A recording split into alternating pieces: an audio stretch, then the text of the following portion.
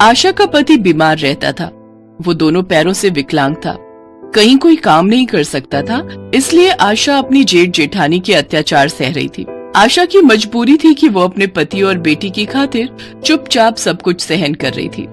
आशा की बेटी ज्योति बहुत ही मासूम थी। पहले तो वो छोटी थी तो उसे कुछ भी समझ नहीं थी, पर अब वो थोड़ी बड़ी हो गई थी। रक्षाबंधन का त्योहार आया तो उसे भी सभी की तरह इच्छा हुई अपने भाई को राखी बांधे, और इस साल तो वो जिद पर ही आ गई कि वो अपने भाई को राखी बांधना चाहती है। माँ, पिंकी पूजा दोनों अपने भाई को राखी बांध रही हैं। उन दोनों को उनके भाई उपहार भी दे रहे हैं। माँ, मुझे भी राखी बांधनी है। माँ सुनो ना, मेरा भाई कौन है माँ, बताओ ना माँ। ओ महारानी, अपनी माँ को बर्तन करने दे, तेरा कोई भाई नहीं है, चुपचाप वहाँ जाकर बैठ जा। तुझे दिखाई नहीं दे रहा आज रक्षाबंधन का त्योहार है, घर में मेहमान आए हुए हैं, ये रो धोकर घर में मनहूसियत मत फैला। आशा, जल्दी से ये बर्तन कर और मेहमानों के लिए चाय नाश्ता तैयार कर। भैया भाभी आ चुके हैं, बच्चों ने राखी बांध ली है और इसको थोड़ा कंट्रोल करके रख। अच्छा नहीं लगता मेहमानों के सामने बार बार जाकर परेशान कर रही है। ज्योति बेटा, तू वहाँ जाकर बैठ, मैं बर्तन करके तेरे लिए कुछ खाने को लाती हूँ। माँ, मुझे बांधनी है राखी। माँ बताओ ना, मैं किसको राखी बांधूं? देखो ना, मैं कब से ये राखी लेकर घूम रही हूँ। मैं कल ये राखी खरीद कर लाई थी, मैंने तुम्हें नहीं बताया था। बताओ ना माँ, सबके भाई हैं, मेरा भाई कौन है माँ? ज्योति रो नहीं। अच्छा चुप हो जा। चल एक काम कर, तू अपने कान्हा जी को राखी बांध दे। आज से कान्हा जी तेरे भाई हैं, ठीक? सच में कान्हा जी मेरे भाई हैं? ठीक है, मैं उन्हें जाकर राखी बांध देती हूँ। माँ, मैं कान्हा जी को क्या भोग लगाऊं? रुक, मैं तुझे माखन मिश्री देती हूँ। कान्हा जी को माखन मिश्री का भोग बहुत पसंद है। ये माखन मिश्री किसे दे रही है? घर में कोई पैसों का पेड़ लगा है जो बिना पूछे सामान लेने लग गई? चल राखी से यहाँ। दीदी बस थोड़ा सा ही ले रही थी। ज्योति कृष्ण जी को राखी बांध रही थी तो मैंने कहा उन्हें थोड़ा माखन मिश्री का भोग लगा देती हूँ, बस थोड़ा सा ही ले रही हूँ। आशा की जेठानी मुंह बनाती हुई कमरे में चली जाती है। आशा, आज मेरे कारण तुम दोनों को कितने दुख सहने पड़ रहे हैं। भैया भाभी मेरे अपने सगे होते हुए भी मेरे साथ साथ तुम दोनों का कितना बुरा हाल कर रहे हैं, और मैं कुछ भी नहीं कर पा रहा। अरे आप चिंता मत करो, मुझे तो अब इन सब की आदत हो गई है, और फिर मैं भी तो आप दोनों के लिए ही ये सब सहन कर रही हूँ, और मुझे सहनशीलता भगवान कृष्ण से ही तो मिलती है। देखो, आज हमारी बेटी भगवान कृष्ण को राखी बांध रही है, हमें उसे हिम्मत देनी चाहिए। कान्हा जी, माँ कहती है आप मेरे भाई हो, इसलिए मैं आपको राखी बांध रही हूँ। ये लो, माखन मिश्री भी खा लो। माँ, मैंने कान्हा जी को राखी बांध दी। कान्हा जी को राखी बांधकर ज्योति उस दिन बहुत खुश थी। समय बीता, धीरे धीरे ज्योति बड़ी हो गई, पर एक बहुत ही गरीब घर में उसके ताऊ ताई ने उसकी शादी कर दी। ज्योति की सास और पति बहुत ही बुरे स्वभाव के थे। बचपन से लेकर बड़े होने तक ज्योति ने पहले ही बहुत दुख देखे थे, और शादी के बाद तो ससुराल में भी उसे दुखी मिल रहे थे। माँ, हमने तो सोचा था कि ये बड़े घर की लड़की हमारे घर आ रही है तो दहेज में धन दौलत रुपया जरूर लाएगी, पर ये तो खाली हाथ आ गई। अरे खाली हाथ कहाँ आई है, वो देख अपने साथ भगवान कृष्ण की मूर्ति लेकर आई है, जैसे ये मूर्ति हमें धन दौलत देने वाली है। हद हो गई, ऐसे भिखारियों के घर में शादी कर दी तेरी। माँ जी, कल रक्षाबंधन का त्योहार है, मुझे थोड़े से पैसे दे देते तो मैं कृष्ण जी के लिए राखी और माखन मिश्री ले आती। ये सब नाटक यहाँ नहीं चलेगा। लोगों के तो भाई होते हैं जो बहन को लेने के लिए आते हैं, और बदले में बहन को ढेरों सामान और उपहार देकर भेजते हैं, पर तुझ जैसी भिखारिन को कोई लेने नहीं आएगा। और कान खोलकर सुन ले, तू कृष्ण की इस मूर्ति को राखी नहीं बांधेगी। नहीं माँ जी, मैं बचपन से कान्हा जी को राखी बांधती आ रही हूँ, ऐसा मत करो। कान्हा जी मेरे भाई हैं, मैं उन्हें राखी नहीं बांधूंगी तो किसे बांधूंगी? माँ ठीक कह रही है, बिन भाई की राखी क्या। माँ, पूनम अपनी ससुराल से राखी बांधने कब तक आएगी? बस आने ही वाली होगी। अरे ये तो इसकी ताई का बेटा धीरज है ना। नमस्ते आंटी जी, मुझे चाची ने भेजा है, कल रक्षाबंधन है ना, इसलिए मैं ज्योति दीदी को लेने आया हूँ, और ये कुछ उपहार चाची और माँ ने भेजे। धीरज के हाथ में इतना सारा सामान देखकर ज्योति की सास और पति की आंखें फटी की फटी रह जाती हैं। हाँ हाँ बेटा, जरूर। ज्योति बहू, जाओ, जाकर तैयार हो जाओ, तुम्हारा भाई तुम्हें रक्षाबंधन के लिए लेने आया है। धीरज भैया तुम बैठो, मैं अभी तैयार होकर आती हूँ। ज्योति बहुत खुश थी कि उसका चचेरा भाई उसे लेने के लिए आया है, पर ऐसा कुछ नहीं था। ज्योति को लेने स्वयं भगवान कृष्ण आए थे। थोड़ी दूर जाने पर ज्योति ने देखा कि एक बहुत सुंदर महल है जहाँ बहुत सारे दास दासी हैं जो ज्योति का स्वागत कर रहे हैं। तो ज्योति थोड़ी घबरा गई। उसने धीरे से पूछा, धीरज, ये हम कहाँ आ गए? हमें तो घर जाना था ना। ज्योति बहन, हम अपने घर ही तो आए हैं, तुम अपने भाई के घर आई हो। इतना कहते ही भगवान कृष्ण अपने रूप में आ गए और उनकी सभी रानियां वहां उपस्थित हो गई। कान्हा जी, आपके दर्शन करके मैं धन्य हो गई भैया। आओ बहन, अपने भाई को राखी बांधो। हाँ भैया, मैं अभी आपको राखी बांधती हूँ। ज्योति, तुम यहाँ आराम से रहो। भगवान कृष्ण के महल में उनकी रानियों ने ज्योति की खूब आवभगत की। अगले दिन भगवान कृष्ण ने ज्योति को उपहार स्वरूप बहुत सारा सामान दिया, जिसे लेकर ज्योति खुशी खुशी घर आ गई। पर उसकी सास और पति गुस्से में थे। कहाँ से आ रही है तू? तेरी सच्चाई हमें पता चल गई है। तुझे धीरज लेने नहीं आया था। तुझे पता है, मैं तुझे लेने गया था। मुझे लगा अगर मैं तुझे लेने जाऊंगा तो तुझे अच्छा लगेगा, पर तू तो वहां गई ही नहीं। ज्योति, मेरी बच्ची, तू कहाँ गई थी? तू ठीक तो है ना? दामाद जी जब घर गए तो उन्होंने सारी बात बताई। मेरा तो मन बेचैन हो गया कि आखिर तू गई कहाँ है। तू सही सलामत है, ये देखकर मेरे कलेजे को ठंडक मिली। अरे तेरी बेटी पता नहीं कहाँ गई थी, किसने इसे इतने उपहार दे दिए, ना जाने कल से कहाँ गई हुई थी। अब हम इसे यहाँ नहीं रखेंगे। माँ, मैं कान्हा जी के घर गई थी। भगवान कृष्ण मुझे स्वयं लेने के लिए आए थे। मैं उनके महल में थी। मैं सबसे मिली। भगवान कृष्ण ने स्वयं मुझसे राखी बंधवाई और देखो कितने सारे उपहार भी दिए। एक और झूठ। भला भगवान इसे ही दर्शन देंगे और इसी से राखी बंधवाएंगे? माँ, मुझे तो दाल में कुछ काला लग रहा है। इसे इसकी माँ के साथ भेज दो। माँ, मैं कान्हा जी के घर गई थी। भगवान कृष्ण मुझे स्वयं लेने के लिए आए थे। मैं उनके महल में थी। मैं सबसे मिली। भगवान कृष्ण ने स्वयं मेरे से राखी बंधवाई और देखो कितने सारे उपहार भी दिए। ज्योति, मेरी बच्ची, रो मत। दामाद जी, मेरी बेटी कभी झूठ नहीं बोल सकती। वो बचपन से कान्हा जी को राखी बांध रही है। सुनिए, मुझे घर से मत निकालिए। माँ, मैं सच कह रही हूँ। कान्हा जी, ये लोग मुझ पर विश्वास नहीं कर रहे। मेरी रक्षा करो। मैं कैसे यकीन दिलाऊं? मेरी मदद करो भगवान। अपनी बहन की लाज रखो। भैया, अपनी बहन की रक्षा के लिए आओ। ज्योति रोते हुए भगवान कृष्ण को पुकारने लगती है और भगवान कृष्ण वहाँ प्रकट होते हैं। सभी लोग उनके सामने हाथ जोड़कर खड़े थे।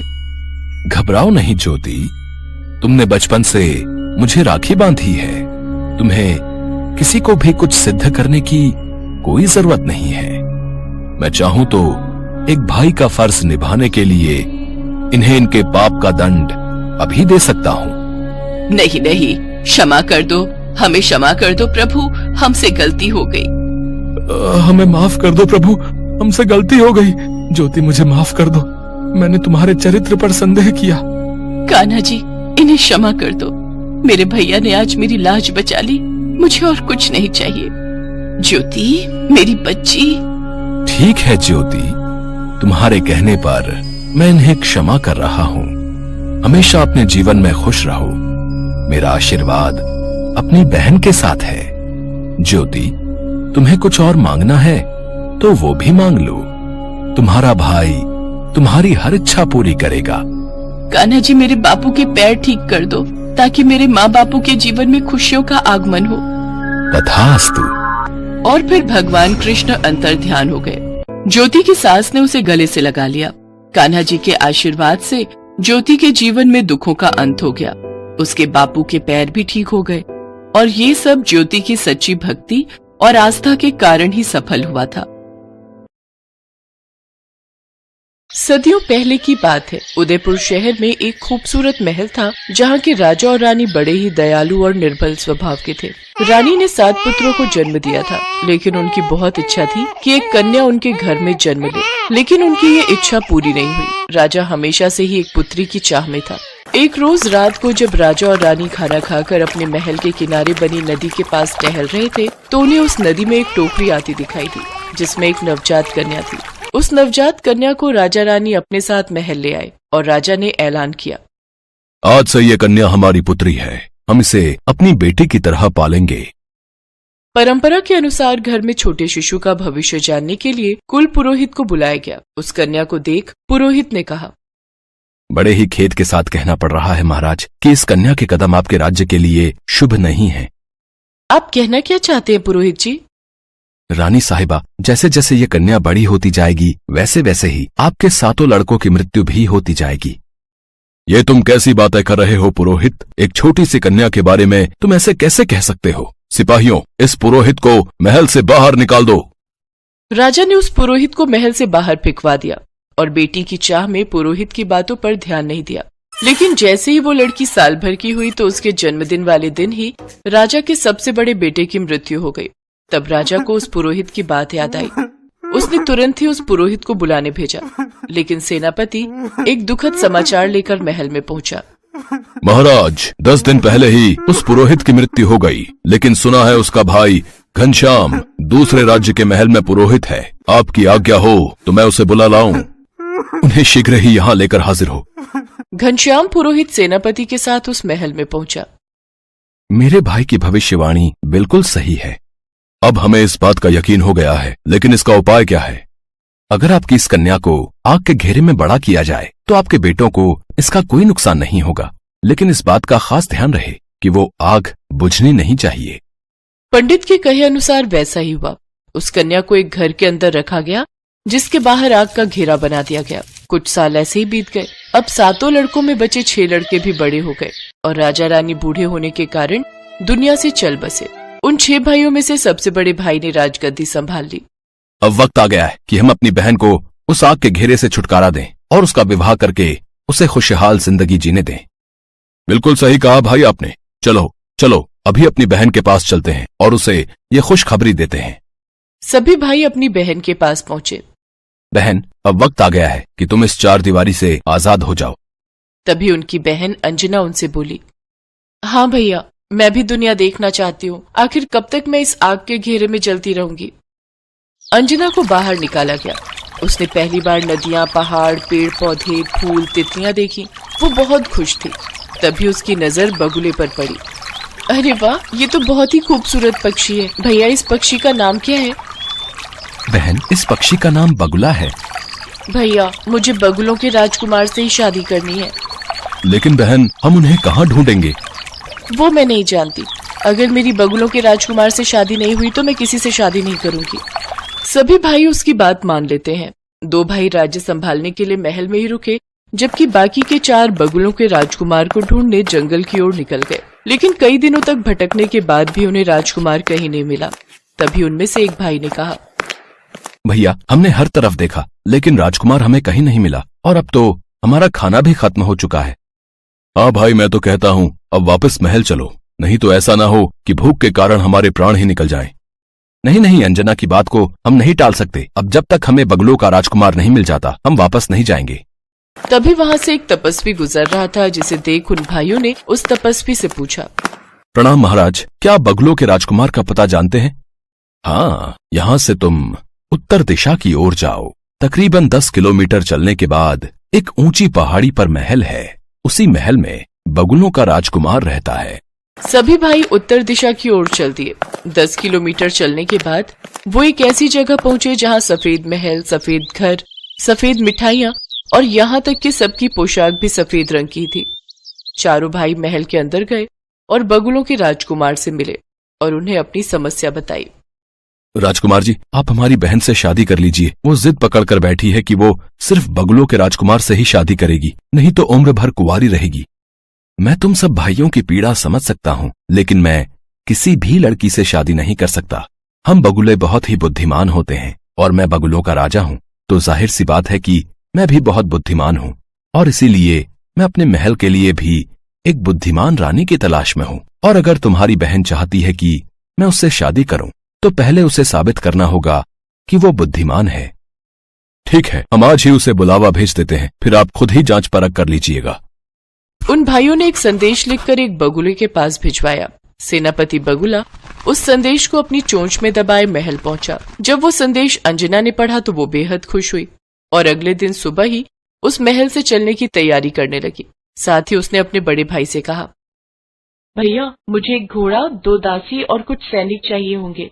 मैं कल सुबह ही बगुलों के राजकुमार से मिलने निकलूंगी। ठीक है, इंतजाम हो जाएगा। अगले दिन सुबह ही अंजना अपने सैनिकों और दासियों के साथ सफर पर निकली। काफी देर चलने के बाद अंजना कुछ देर विश्राम के लिए रुकी और एक पेड़ की छांव में बैठे बैठे ही उसे नींद आ गई।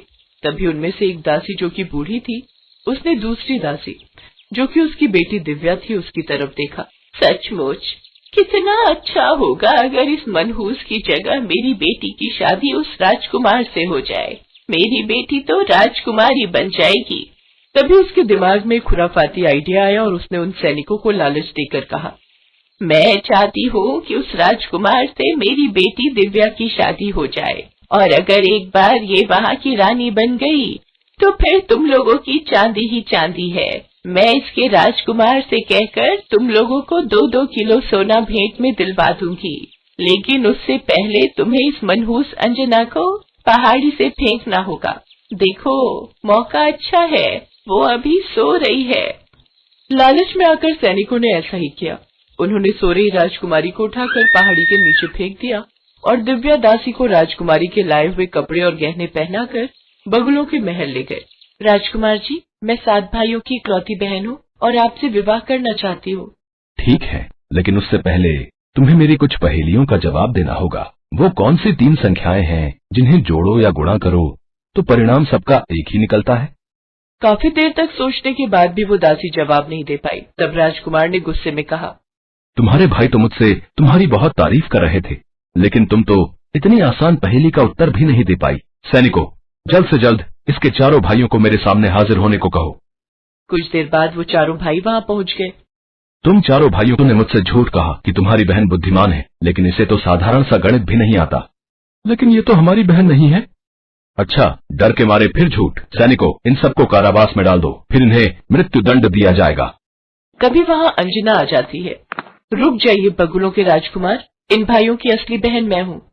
अच्छा, तो फिर तुम मेरी पहेली का जवाब देकर यह साबित करो कि वो बुद्धिमान लड़की तुम ही हो। वो कौन सी 3 संख्याएं हैं जिन्हें जोड़ो या गुणा करो तो उनका परिणाम एक ही होता है? 1, 2 और 3। वाह, बहुत खूब। लेकिन अगर तुम राजकुमारी अंजना हो तो फिर ये लड़की कौन है? ये मेरी दासी की बेटी है। इन दोनों ने मिलकर रास्ते में मुझे पहाड़ी से नीचे फेंकवा दिया, लेकिन वो तो शुक्र है ऊपर वाले का कि मैं एक पेड़ में जाकर फंस गई और एक लकड़हारे ने मुझे बचा लिया। बगुलों के राजकुमार ने दासी दिव्या, उसकी माँ और उन सैनिकों को कारावास में बंद कर दिया और राजकुमारी अंजना के साथ बड़ी धूमधाम से विवाह कर लिया।